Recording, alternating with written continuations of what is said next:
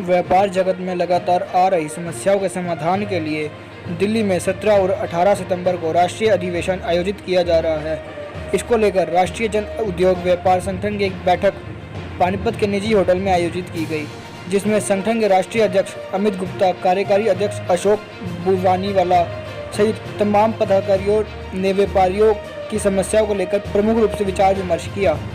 इस दौरान petrol pump dealer association के प्रधान अध्यक्ष संजीव चौधरी ने कहा कि प्रदेश में अपराधी बेखौफ होकर लगातार आपराधिक वारदातों को अंजाम दे रहे हैं, जिसके चलते व्यापारी वर्ग में भय का माहौल है।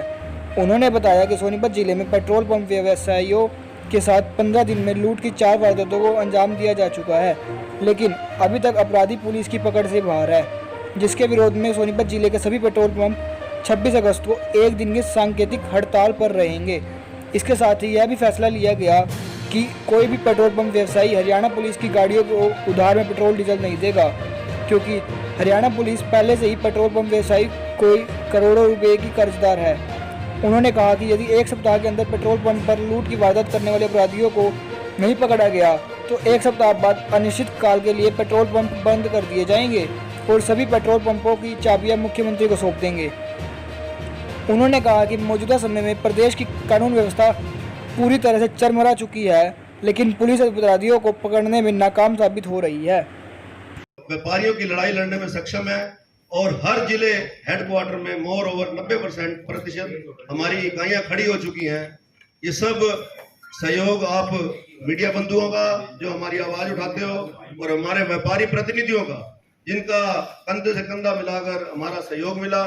मैं आपका हरियाणा की धरती पर राष्ट्रीय अध्यक्ष श्री अमित गुप्ता जी का, अशोक बुवानीवाला जी का, संतोष मंगल जी का, अंबाला से आए हुए हमारे बहुत ही प्रतिष्ठित उद्योगपति भी और हमारे प्रदेश के महासचिव बड़े सीनियर साथी पवन अग्रवाल जी का, सभी साथियों का मैं आपका धन्यवाद करता हूं। रोहतक से आए हुए मेरे साथी किशनलाल शर्मा जी, वर्मा जी, सुरेंद्र सैनी जी, सभी साथियों का धन्यवाद करता हूं। और इस प्रेस कॉन्फ्रेंस का मैं शुरुआत करते हुए सबसे पहले इंट्रोडक्शन आपने सबकी ले ली, पवन जी, अशोक जी, राष्ट्रीय अध्यक्ष हमारे अमित गुप्ता जी। इसी कड़ी में आगे बढ़ते हुए मैं राष्ट्रीय अध्यक्ष श्री अमित गुप्ता जी से अनुरोध करूंगा कि ये प्रेस कॉन्फ्रेंस की कार्रवाई शुरुआत करें। धन्यवाद। हरियाणा की माइक्रो इंडस्ट्री के ऊपर आपका ध्यान आकर्षित करना चाह रहा हूँ। आज पूरी स्टेट के अंदर एमएसएमई जो सेगमेंट है उसको जो राहत मिलनी चाहिए कोविड से लेके आज तक, उसको वो राहत आज तक मिली नहीं है। आज जिस आदमी का ऑलरेडी बैंक से लोन है उसको केवल बढ़ाया जा रहा है।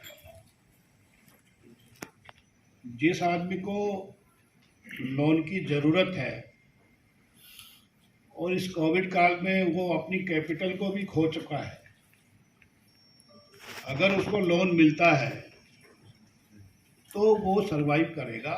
और आज स्टेट के अंदर हालात ये हैं, बेरोजगारी का चरम सीमा पे है बेरोजगारी। सरकार नौकरियां नहीं दे सकती, लेकिन माइक्रो इंडस्ट्री बहुत नौकरियां दे सकता है।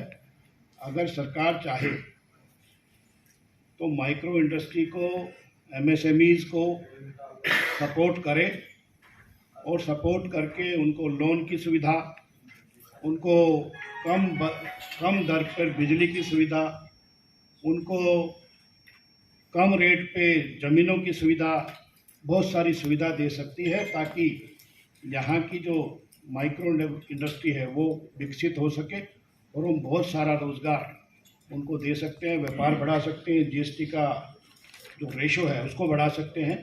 यही बात सब मैं कहना चाहता था। आपने कोई बातचीत करनी हो तो हम लोग जवाब दें। व्यापारी आत्महत्या कर रहे हैं, आत्महत्या की नौबत क्यों आई? कहीं ना कहीं कोई ना कोई क्लू है जिसकी वजह से लोग परेशान हैं। परसेंटेज ऑफ प्रॉफिट की बात आई, परसेंटेज आज टैक्स से कहीं ज़्यादा, मतलब जो है लोगों को जितना टैक्स जमा करना पड़ता है उतना प्रॉफिट नहीं है। अगर प्रॉफिट होता तो निश्चित आदमी आत्महत्या क्यों करे? दूसरी बात, आज गवर्नमेंट ने हर रोज एक नई जीएसटी की पॉलिसी आती है, जिस पॉलिसी के अंतर्गत टीडीएस नया लगना शुरू हो गया। एक व्यापारी के लिए एक नया बवाल और शुरू कर दिया कि आप 10 करोड़ से नीचे का टर्नओवर या 50 करोड़ से नीचे का टर्नओवर अगर आपके यहाँ, तो 1% टीडीएस काट के व्यापारी के बिलिंग करेंगे, और वो भी टर्नओवर जिसका 50 लाख से ऊपर होता, तो 1% टैक्स वो लगा। एक सेकंड पोजीशन में जो 50 से ऊपर का टर्नओवर कर रहे हैं उनके लिए 1% टीडीएस वो काटेंगे जो लोग माल परचेज कर रहे हैं। माने गवर्नमेंट इधर तो जो है टीडीएस से पैसा वसूल कर रही है खाते में, चाहे वो आपके भी आ रहा है पैसा, मगर पैसे को वसूल करने का जो ढंग है वो एक इतना टिपिकल बना दिया। सबसे पहली बात, आज के टाइम में ना तो इंटरनेट काम करता, जब भी देखो पोर्टल सर्वर डाउन, बैंकों में चले जाओ सर्वर डाउन। जब गवर्नमेंट के पास अगर साधन नहीं है तो किसको चीज को थोप रही है। आज अगर पेरिस और अमेरिका से बॉर्डर करें हम, तो हमें अभी बहुत कुछ टाइम लगेगा। आज अभी तो हम चाइना से भी 10 साल पीछे हैं, पानीपत ने इस पर दो राय नहीं है। चाइना को काफी पीछे छोड़ने की कोशिश की है, मगर उसमें गवर्नमेंट का सहयोग कहा। कोई ऐसी सस्ती जगह मुहैया नहीं आज तक गवर्नमेंट कर पाई। 2002 के बाद पानीपत के अंदर कोई भी इंडस्ट्रियल टाउन नहीं कट पाया। आज अगर फ्री जोन को गवर्नमेंट ने डिक्लेयर किया तो उसके ऊपर भी तलवार लटका दी, ये फ्री जोन नहीं, ये रेड जोन हो गया। और सारी सुविधाएं एक ही दिन दे दूंगी मैं, लेकिन ये सिर्फ आपके माध्यम से, अखबार के माध्यम से, अखबारों में ही छपती है खाली। और जब भी कोई इंडस्ट्रियलिस्ट आता है वो बेचारा अपनी जुत्ती घिसाता रहता है चंडीगढ़ के और स्थानीय कार्यालयों के, और उसको कोई सुविधा नहीं मिलती है। अभी पिछले दिनों करोड़ों रुपए खर्च करके गुड़गांव के अंदर आपने देखा कि इन्वेस्टमेंट्स को इनवाइट किया गया और बहुत सारे एग्रीमेंट्स किए गए। मैंने आरटीआई से पता लगाया, बहुत ही दुर्भाग्य की बात है, केवल अखबारों के माध्यम से उसको वाहवाही लूटने का काम किया। 1 रुपये का इन्वेस्टमेंट नहीं आया, सिंगल पेनी। तो मेरा ये है कि पॉलिसी जब तक हम लोग प्रॉपर नहीं करेंगे तब तक कोई भी इन्वेस्टर आएगा नहीं। और जो हमारे इन्वेस्टर बैठे हुए हैं उन्हीं को तंग कर रखा है।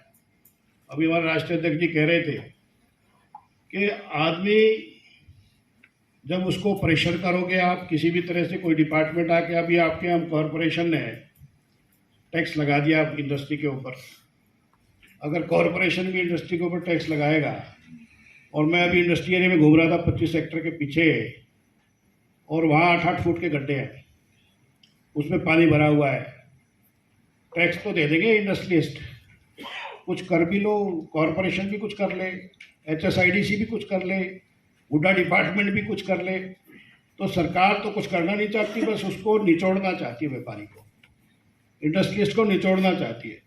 तो मेरा ये कहना है कि हमारे जो उद्योग क्षेत्र हैं उन उद्योगों क्षेत्रों में दुनिया भर की समस्याएं खड़ी हैं।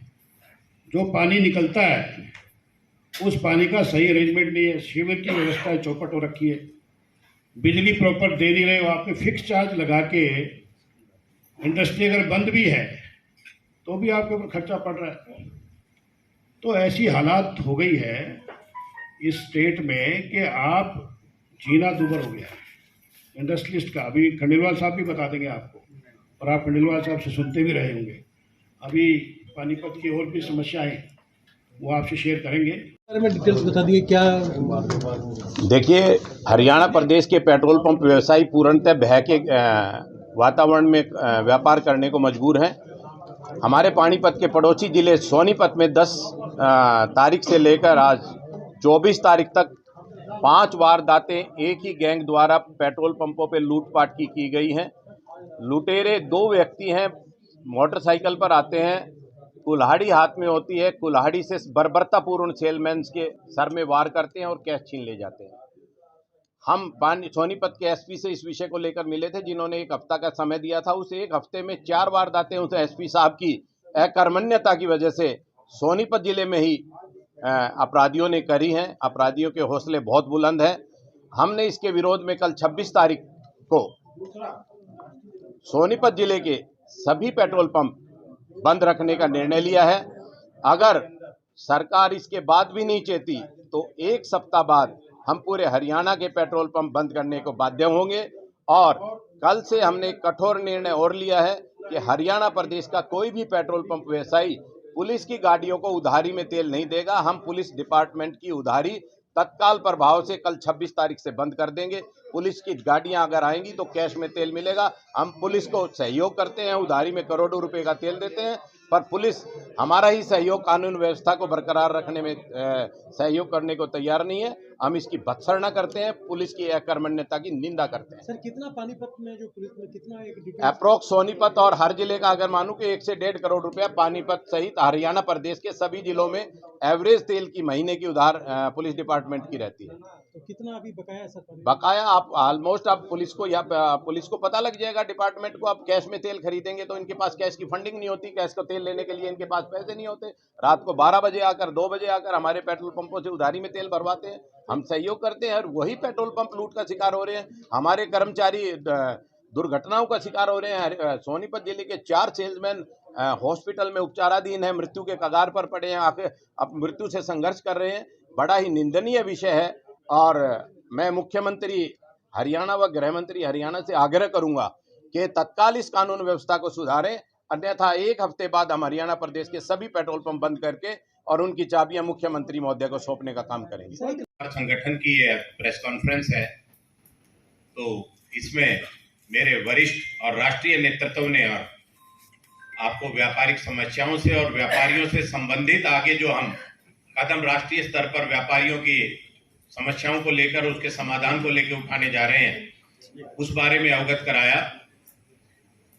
और चूंकि मैं प्रदेश की Haryana petrol pump dealer association को अभी प्रतिनिधित्व बतौर प्रधान करता हूं, तो आप सब मीडिया के भाइयों के माध्यम से आज मैं एक ज्वलंत समस्या जो हमारे सामने आ रही है उससे आप सबको अवगत कराना चाहूंगा कि जैसे बिहार में और उत्तर प्रदेश में, कभी आप पड़ोसी राज्य हैं हमारे उत्तर प्रदेश, जब भी कभी आप रात को विजिट करते थे तो रात को 9 बजे के बाद और 10 बजे के बाद पेट्रोल पंप बंद मिलते थे।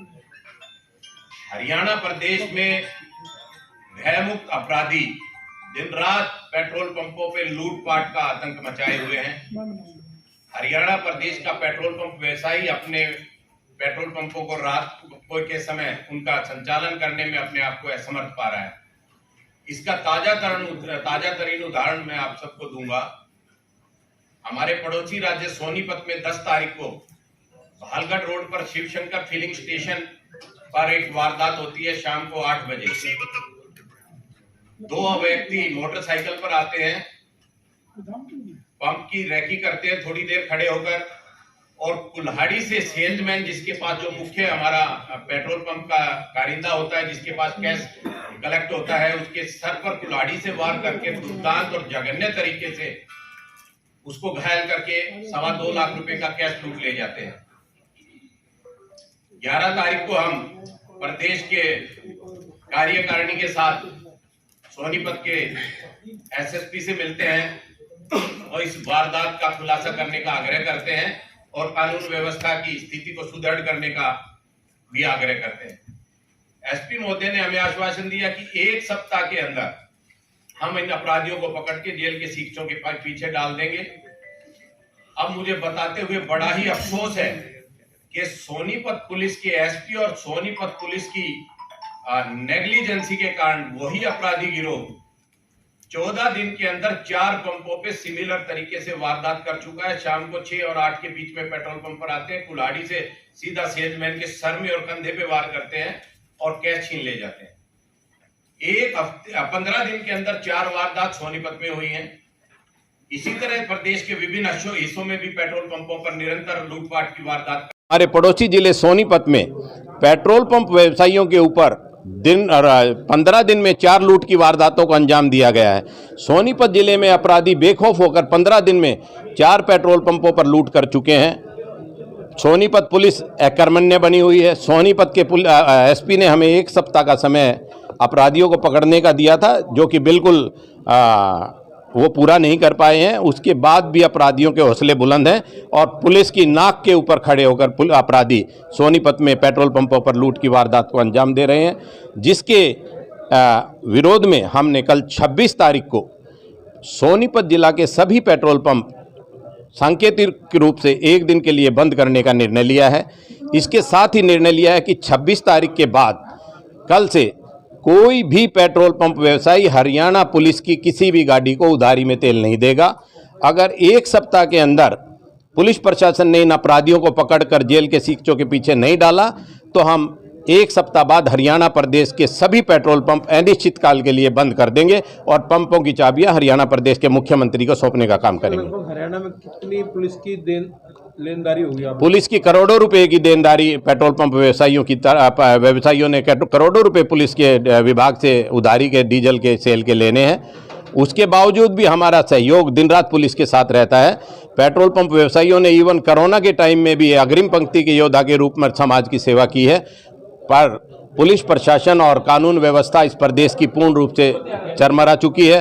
पुलिस को सिवाय पैसे कमाने के और अवैध वसूली के कोई काम नहीं बचा है। पानीपत और सोनीपत की बात करें, कितने करोड़ रुपए जो है पुलिस विभाग से? मैं कह रहा हूं आपको पूरे हरियाणा की बात करें तो करीबन कई सौ करोड़ रुपया इसका हमारा पेट्रोल पंप व्यवसायियों का पुलिस विभाग की तरफ दे। सोनीपत और पानीपत का अप्रोक्सीमेटली 1 से 1.5 करोड़ पर जिले का खड़ा ही रहता है हमारा।